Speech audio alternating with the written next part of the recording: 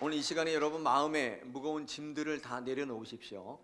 또 주변에 있는 모든 여러분 말씀이 들어오지 못하도록 이렇게 만드는 그런 역사들을 이 시간 다 잊어버리시길 바랍니다. 생각을 다 지우시고 온전히 말씀에 집중하셔서 말씀이 여러분 가운데 역사하실 수 있도록 여러분 마음을 여시기를 바랍니다. 할렐루야. 우리 옆에 있는 분들 한번 보면서 인사할 텐데 우리 격려하겠습니다. 1년 동안 여기까지 오신 거 잘하셨습니다. 수고하셨습니다. 앞으로도 은혜가 넘치기를 바랍니다. 우리 한번 격려하겠습니다. 할렐루야. 네, 여러분의 격려와 위로가 서로에게 굉장히 많은 힘이 됩니다. 저희 교회는 인원이 별로 없기 때문에 자칫하면 그런 격려와 수고에 대한 위로가 없으면 사실은 내가 왜 여기 와 앉아 있는지를 의미를 잊을 때가 참 많이 있어요. 특별히 일하시는 분들은 그렇습니다. 큰 교회는 쳐다봐주고 박수 쳐줍니다. 그런 게 많거든요. 그리고 많은 사람들이 하려고 하다 보니까 선별되어 뽑히기 때문에 희소의 가치가 있어서 굉장히 자부심도 있고 그렇게 봉사와 사역이 이루어지는데 저희 교회는 그렇지 않잖아요. 그래서 하늘의 상을 바라보고 하나님께 의지하지 않으면 사실은 사역을 할 수가 없어요. 귀하게 일하시는 분들은 하나님께서 특별히 부르시고 또 복의 복을 더하시고 하늘의 상급이 클 줄 믿습니다. 할렐루야. 꼭 만나실 때마다 악수해 주시고 안아주시고 위로해 주시기를 바랍니다. 할렐루야. 누구도요? 네, 저도. 저는 별로 이렇게 위로를 안 해주시는 것 같아요. 그냥 당신은 당연히 그러려니 이렇게 생각하시는 분들도 계신 것 같습니다만은 여러분 꼭 서로에 대한 위로와 격려가 넘치시기를 바랍니다. 자, 오늘은요 우리 12월에 들어서 한 해를 마지막으로 잘 마무리하는 한 달인데 어떤 주제를 나눌까? 비전의 사람들입니다. 네 번째 시간, 마지막 시간인데 끝까지 가는 게 비전이다, 이런 제목을 가지고 여러분과 말씀을 좀 같이 나누기를 원합니다. 호박씨를 심으면 호박을 먹기까지는 딱 3개월밖에 걸리지 않습니다. 그런데 도토리를 심어가지고 참나무를 베기까지는 좋기 30년이 걸립니다.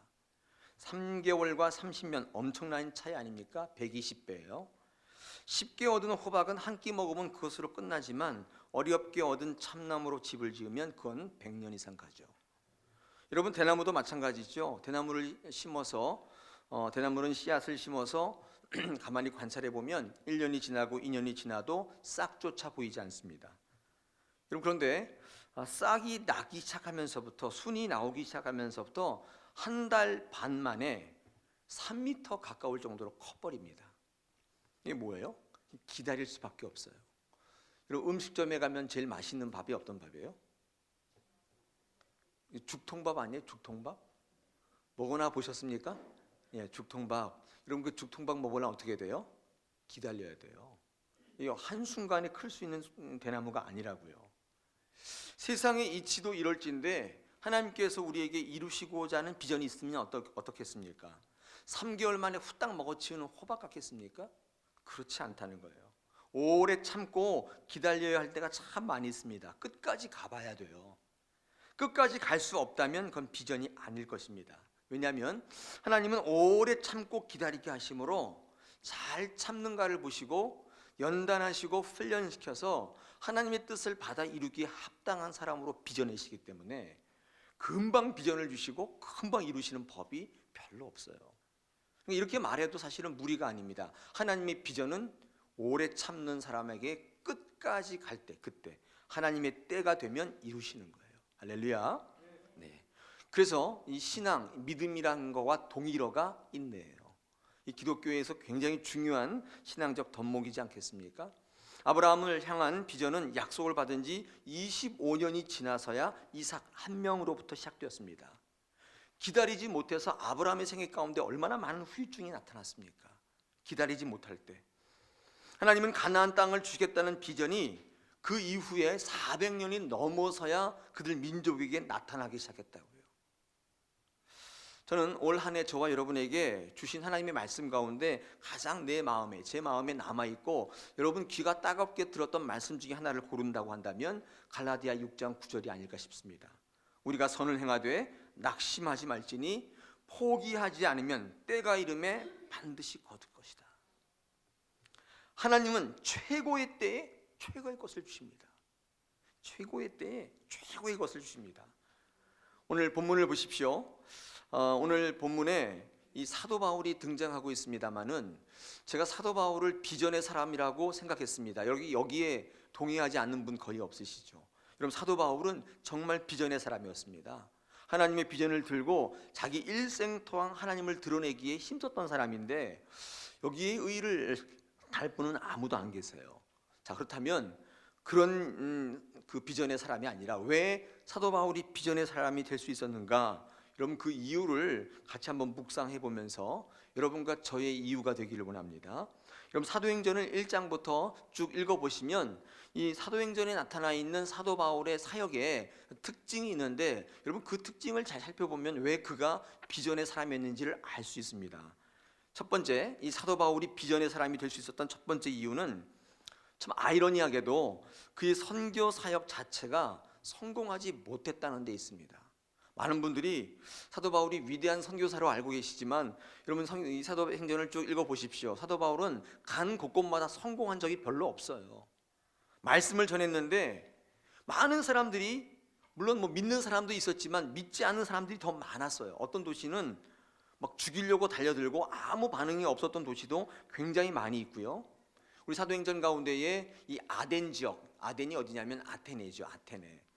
이런 지역은요, 교회 자체가 없어요. 사도 바울이 선교했는데 실패했다고요. 거기는 교회가 없습니다. 유일하게 사도 바울이 선교했던 지역 가운데 교회를 세우지 못했던 지역이 이 아덴 지역, 지금으로 말하면 아테네 지역입니다. 저는 그 전에 사도 바울을 좀 연구하고 공부하기 전에 사도 바울이 이 능력이 종이기 때문에 가는 곳곳마다 옥문이 열리고 지진이 일어나고 말씀을 전하면 몇천 명들이 막 주께로 돌아오고 그런 역사가 있는 줄 알았어요. 근데 읽어보니까 그렇지 않아요. 굳이 확률로 따지면 반반도 안 되는 것 같아요. 근데 생각해보면 좀 이상하지 않습니까? 이런 사역의 성과를 어떻게 전 유럽이 복음화됐을까요? 이상하죠. 가는 곳곳마다 성공한 게 아니에요. 실패했단 말이에요. 실패한 데가 더 많아요. 그런데도 불구하고 그런 사역을 통해 어떻게 이 유럽이 전 복음화되었을까? 이유는 간단합니다. 제가 뭐라고 설교했냐면 이렇게 설교했습니다. 사도 바울이 한 것이 아니기 때문이에요. 하나님이 하신 것이기 때문에 그렇습니다. 어떤 분이 저한테 묻더라고요. 그럼 사도 바울은 뭐 했습니까? 사도 바울은 순종해서 가라고 했을 때 갔을 뿐이고 전하라고 했을 때 전했을 뿐이에요. 뭘 의미하는 거예요? 그 이후에는 성령께서 역사하시고 다른 사람들을 믿게 하신 거예요. 여러분, 이거 놓치시면 안 돼요. 그래서 사도 바울은 어떤 사람이었냐면 자기의 한 모든 행동에 대해서 결과를 책임지려고 하는 교만에서부터 벗어난 사람이에요. 순종했어요. 가라고 하니까 갔다고요. 전했어요. 근데 그 결과까지도 자기가 책임지려고 하지 않았어요. 그 결과를 책임지려고 하는 걸 뭐라고 해요? 그걸 교만이라고 한다고요. 여러분, 교만하신 분이에요? 겸손하신 분이에요? 저는요, 잘 못하겠습니다. 여러분, 이거 절대로 겸손한 게 아니에요. 어쩌면 더 극심한 교만일 수 있어요. 진짜 겸손은 제가 뭐라고 했습니까? 할 수 있습니다. 주 안에서. 내게 능력 주시는 자 안에서 내가 모든 거 할 수 있다. 여러분, 이게 주 안에서 굉장한 겸손이시죠. 사도 바울은 자기의 사역에 대해서 본인이 책임지려고 하지 않았어요. 여러분 같으면 어떻게 적용해 볼 수 있겠어요? 내 인생에 대해서 내가 책임지는 게 아니에요. 여러분, 뭐 해야 돼요? 하라고 하면 열심히 하시고, 내려놓으라면 열심히 내려놓으시고, 가라 그러면 가셔야 돼요. 여러분, 순종하시는 거예요.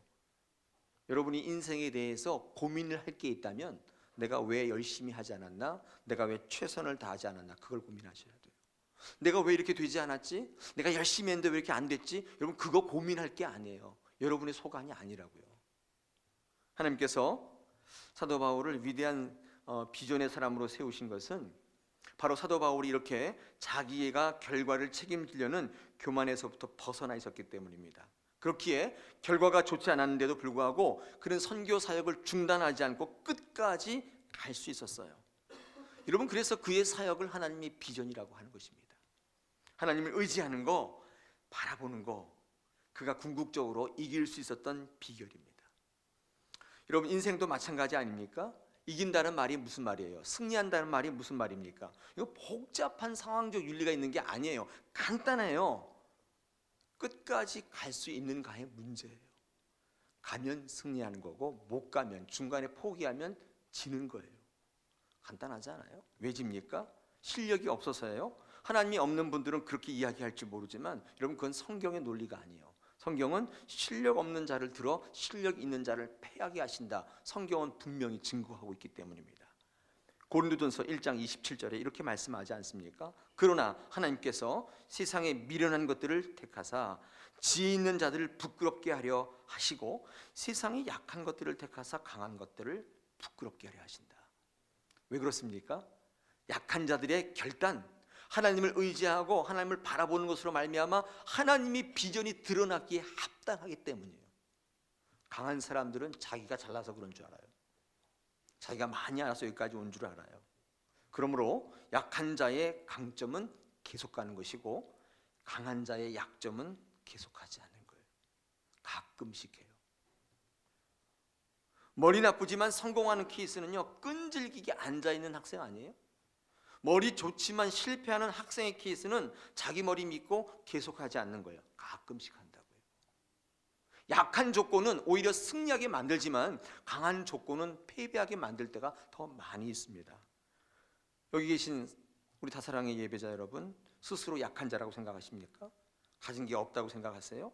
하는 것마다 일의 결과가 별로 없다고 생각하십니까? 방법이 있습니다. 계속하세요. 계속하시는 거예요.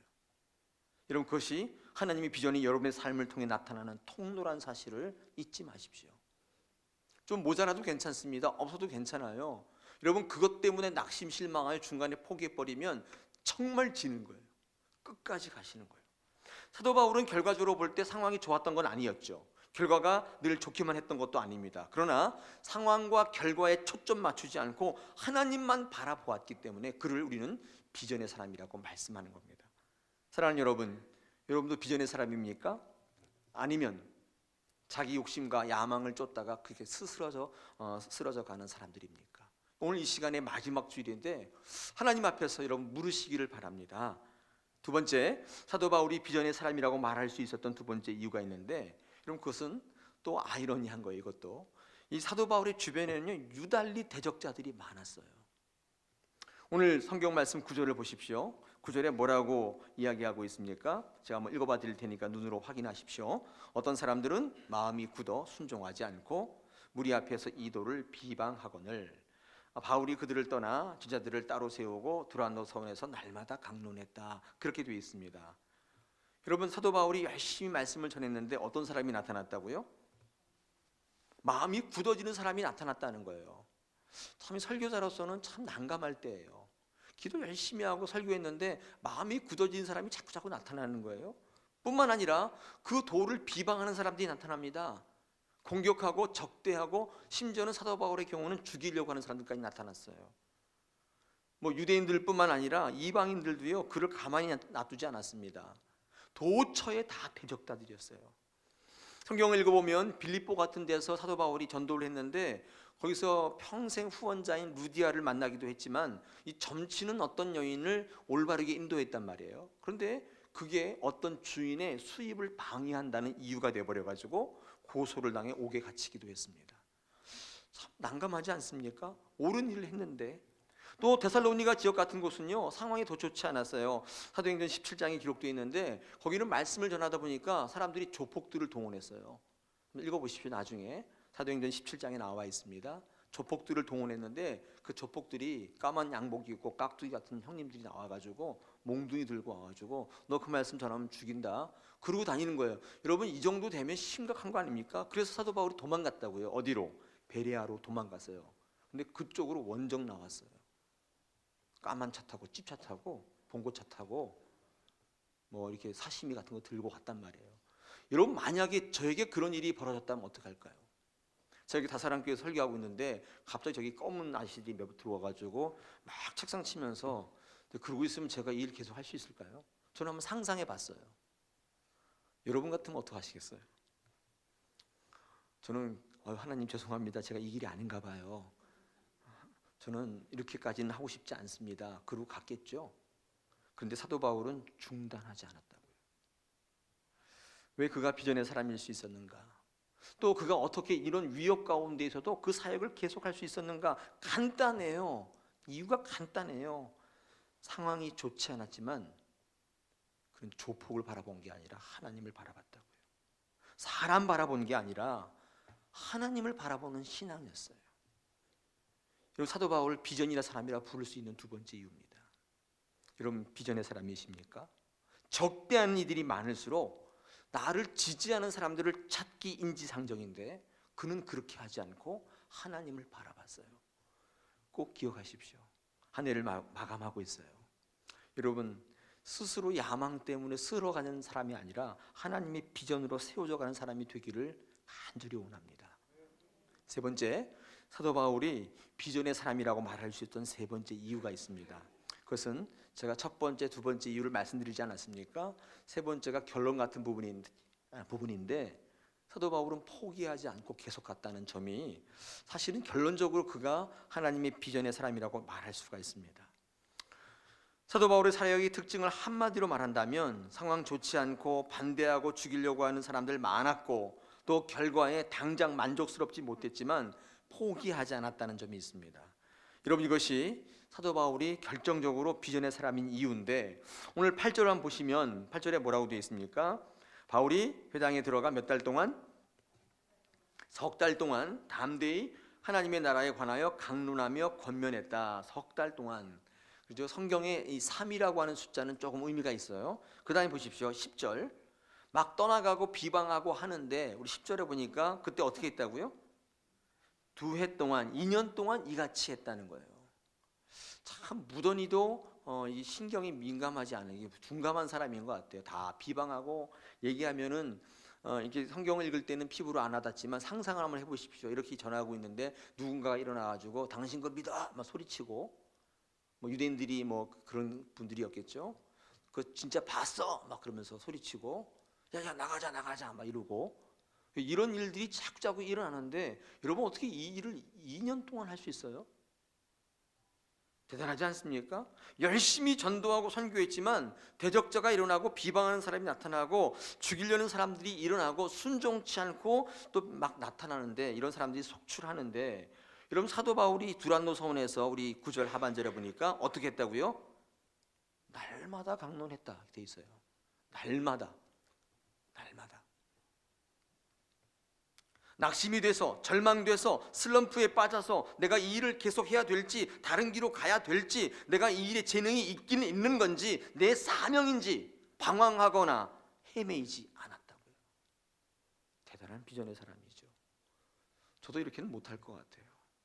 이 정도 되면 내가 목사 된 것을 근본적으로 다시 한번 점검할 것 같아요.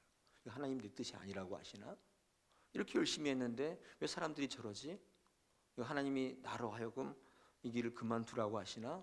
헤매이고 방황하고 슬럼프에 빠지고 딜레마에 빠져서 방에 들어가 나오지도 않고 몇 날 며칠을 금식하며 식음을 전폐하며 그럴 것 같아요. 여러분 같으면 어떠시겠습니까? 그런데 사도 바울은 그러지 않았습니다. 결과 바라보면 끝까지 못 가요. 사람 바라보면 끝까지 못 간다고요. 끝까지 못 가는 것은 하나님의 비전이 아니에요. 사도 바울의 이 이상한 성공에는 다 그럴 만한 이유가 있었다 그 말이에요. 사랑하는 여러분, 이 한 세상 태어나서 이제 살고 죽을 거 아니겠습니까? 여러분 여기서 영원토록 사실 분은 이 땅에 없지요. 다 돌아가실 거란 말이에요. 어떤 인생 살고 싶으세요? 그렇게 자기 욕망, 자기 야망 쫓다가 뭐 아무런 것도 없이 그냥 이렇게 쓰러져 가는 인생 사시겠습니까? 하나님의 손에 붙들려 쓰임 받는 하나님의 비전이 나를 통해 나타나는 그런 존귀한 인생을 사시겠습니까? 여러분이 오늘 이 시간 선택하셔야 돼요. 제가 새벽 기도 때 말씀드렸는데 어떤 글에 보니까 이런 글이 있습니다. 풍전등화와 같은 인생. 많은 분들이 이게 위험한 인생이라고 착각하시는 분이 있는데 새로운 접근이 있어요. 풍전등화가 뭐예요? 바람 앞에 불이잖아요. 촛불.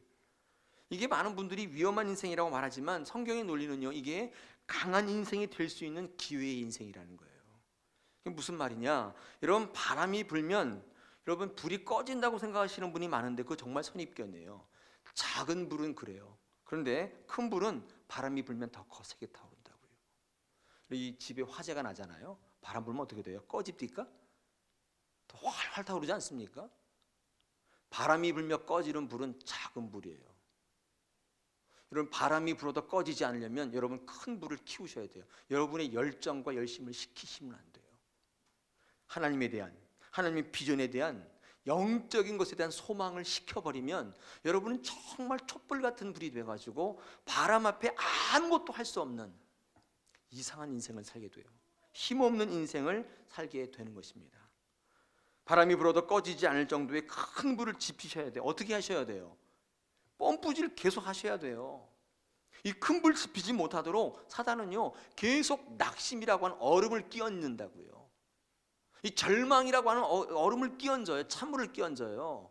관계의 틀어짐이라고 하는 이 찬물을 자꾸 끼얹어요. 포기하게 만드는 거예요. 여러분, 그러면 작은 불이 돼가지고 정말 조그만 바람에도 꺼질 수밖에 없는 힘없는 인생, 아무도 주목하지 않는 인생, 그런 인생을 살게 되더라는 것입니다. 말씀으로 불을 지피고 하나님께서 주시는 열정으로 내 심령의 불을 계속 지피면 여러분 스스로가 큰 불이 돼서 바람이 불면 불수록 더 거세게 타올라요. 여러분, 그런 인생이 되시겠습니까? 펌프질 하세요. 펌프질 뭔지 아시죠? 푹푹 하는 거 있죠. 펌프질 계속 하셔야 돼요. 누가 뭐래도 큰 불로 성장하셔야 돼요. 저희 교회는요 큰 불이 되기 위한 가장 좋은 조건이에요. 왜냐하면 주변의 환경이 여러분을 도전하는 게 너무 많아요. 저도 다사랑교회 와서 그런 거 참 많이 느끼고 제 스스로도 도전을 얼마나 많이 받는지 몰라요. 여러분, 여기서 작은 불로 남는가 큰 불이 되는가는 전적인 여러분의 선택이에요. 저는 목사로서 여러분이 큰 불이 될 수 있도록 자꾸 도전을 주는 역할을 제가 하는 것이지 저 역시도 마찬가지 아니겠습니까? 제 마음에 있는 목회에 대한, 복음에 대한, 사역에 대한 열정이 식어버리면 저도 작은 불이 되어서 어떤 바람에도 꺼져버리는, 꺼지면 어떻게 돼요? 역한 냄새가 난다고요. 이 촛불을 꺼뜨리면요 이 냄새가 지독하다고요. 사도 바울은 비전의 사람이었습니다. 왜요? 핍박이 있을수록, 상황이 좋지 않을수록 그는 더 활활 타올랐다고요. 큰 불이었습니다. 그럴 때 교회는 더 교회다워지고 성도는 더 성도다워지는 거예요. 사랑하는 여러분, 바람이 없기를 기대하지 마십시오. 내가 작은 불이 되기를 자꾸 바라지 마십시오. 훈련은 여러분을 통해서 펌프질을 계속하게 만들고 큰 불로 성장하게 한다고요. 어려움이 있을수록, 환경이 좋지 않을수록, 일의 결과가 나쁠수록, 사람이 나를 괴롭힐수록 하나님 바라보시고 상황에 초점 맞추시 말아야 돼요. 손가락 4개로 피아노 치는 분을 제가 소개한 적이 있습니다. 희양가 분이 있어요. 이분은 피아노 배울 때 굉장히 불리했죠. 이게 피아노 전 잘 못 치지만은 두 손가락 4개로 어떻게 칩니까? 근데도 뭐 별거 다 치시더라고요. 일단 그 상황과 조건을 깨고 나니까 손가락이 4개라는 게 강점이 됐어요. 절대로 단점이 여러분을 무너뜨릴 수가 없다고요. 핸델은 이 메시아, 올해도 핸델 메시아를 보러 오라는 티켓이 저에게 오긴 했지만 못 갔습니다만은 여러분, 그 핸델의 메시아가 얼마나 위대합니까? 그런데 그거요, 핸델이 암 선고를 받고 일주일 만에 작곡했다는 거 아세요? 그 위대한 메시아의 전곡을 일주일 만에 지어버렸어요. 여러분이 좋아하시는 바람과 함께 사라지다, 이 마가렛 미첼이라고 한 사람은 형편이 너무 좋지 않아서 이 글을 쓸 시간이 없어서 신문사에서 아르바이트 하면서 틈틈이 쓴 소설이 그거예요. 바람과 함께 사라지다. 불후의 명작, 누구도 다 기억하는 명작. 여러분, 그게 짬짬이 쓴, 습작으로 쓴 소설이라는 걸 여러분 기억하십니까? 이것은 우리에게 뭘 의미하고 있습니까? 어려움은, 상황의 열악함은 여러분을 절대로 쓰러뜨릴 수가 없어요. 오히려 큰 불이 되게 하는 하나님의 축복의 통로란 사실을 기억하십시오. 오늘 선교사였던, 위대한 선교사였던 사도 바울은요, 이 신앙의 마지막 마지노선을 낙심으로 본 거예요. 여러분, 낙심하면 신앙은 무너집니다. 하지만 낙심하지 않으면 신앙은 절대로 무너지지 않습니다. 낙심이 가지고 오는 결과가 뭐냐면 포기입니다. 포기는 어떨 때 쓰는 단어예요? 배추를 셀 때 쓰는 단어죠. 이게 우리 성경에 나와 있는 게 아니고 배추를 셀 때 쓰는 단어입니다. 사탄은 선한 일을 중단시키기 위해서 이 낙심이라고 하는 무기를 사용해요. 여러분, 낙심이 무기라는 거 알고 계세요? 이 낙심이 들어오면 그 어떤 것도 이길 수가 없어요.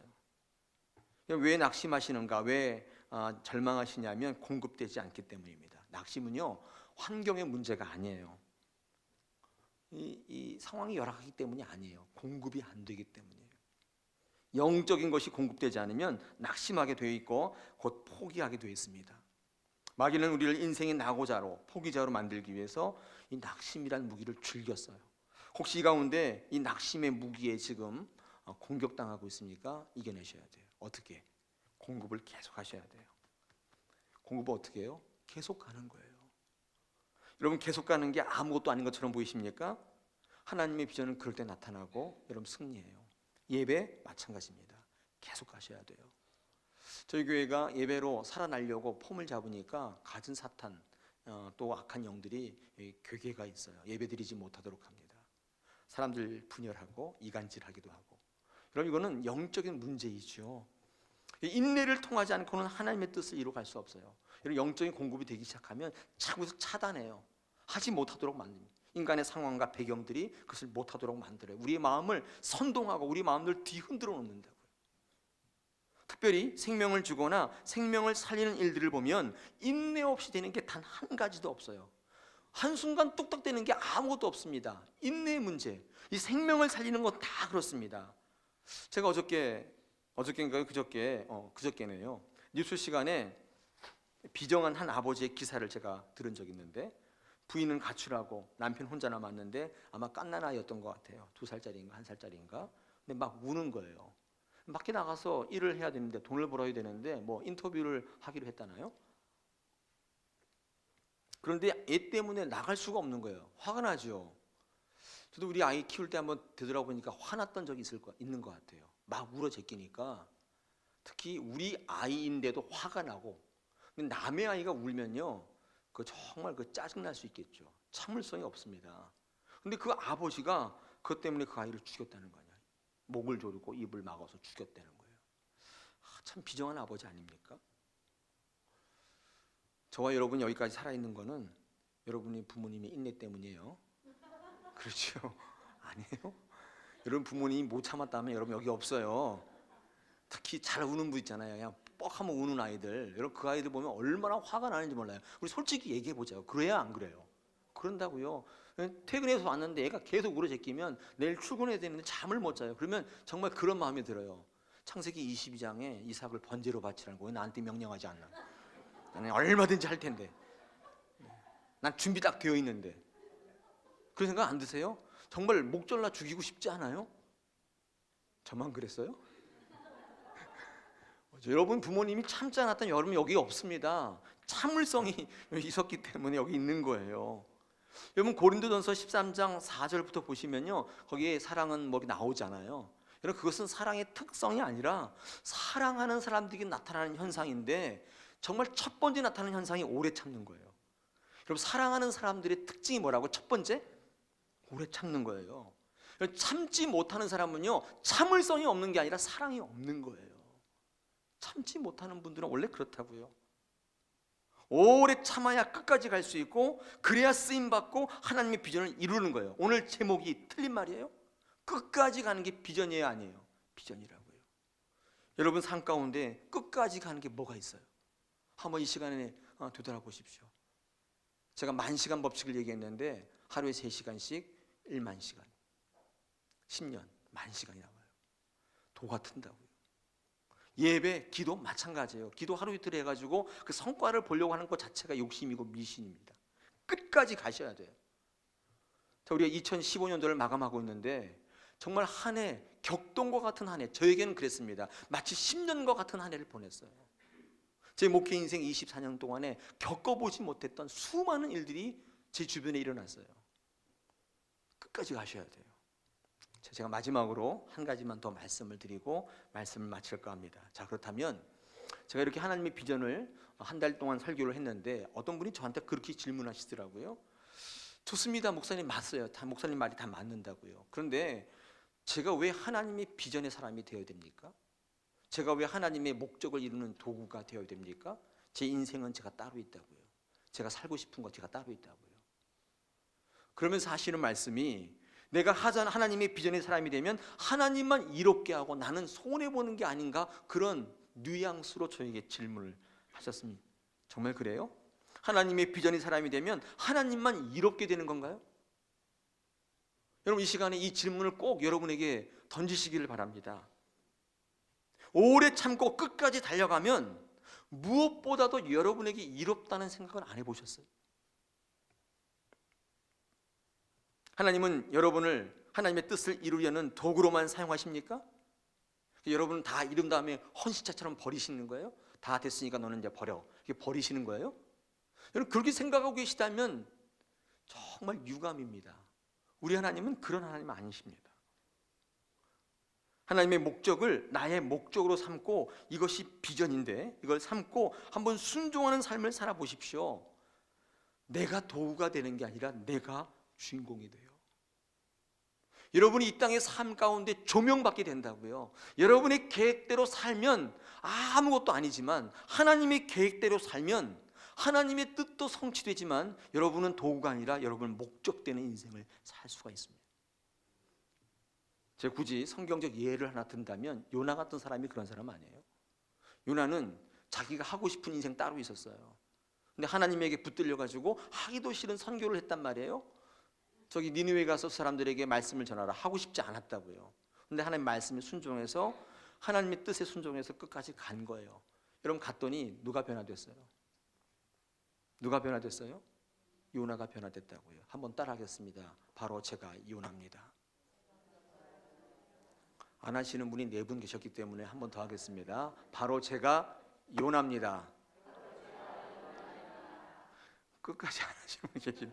나는 전하라고 생각하시나 보네. 네. 나는 그거 아니야, 나는 그 사람 아니야 생각하시는 분이 계신 것 같아요.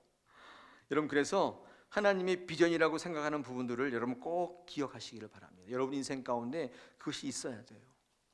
여러분, 그런 것들이 없다면 여러분 지금 마음대로 살아가는 것처럼 보이지만 여러분 삶이 주인공된 삶, 조명되는 삶이 아니에요. 무엇이든지 오래 참고 기다리시고 하나님의 때가 되면 최고의 것을 주신다는 믿음을 저버리지 마십시오. 때가 되면 하나님께서 반드시 이루실 것입니다. 할렐루야. 끝까지 가야 비전이 성취돼요. 중간에 그만두지 마시고, 여러분 자리를 떠나지 마시고 끝까지 달려가시기를 축원합니다. 자리를 떠나면 그거는 안 됩니다. 하나님께서 오래 참고 기다리시는 게 하나님의 비전이라고 말씀하시는 오늘 마지막 이 12월 달에 비전의 사람들을 묵상하시면서 우리 주변에 있는 분들 꼭 축복해 주시고 격려해 주시고 이 일을 계속 달려갈 수 있도록 여러분 모든 분들에게 격려를 아끼지 말아 주시기를 바랍니다. 우리 그런 의미에서 옆에 있는 분들과 우리 악수하시면서 우리 올해 마지막 인사를 한번 나누시는데 이렇게 인사하겠습니다. 사랑하는 여러분, 끝까지 같이 가십시다. 시작. 할렐루야. 고맙습니다.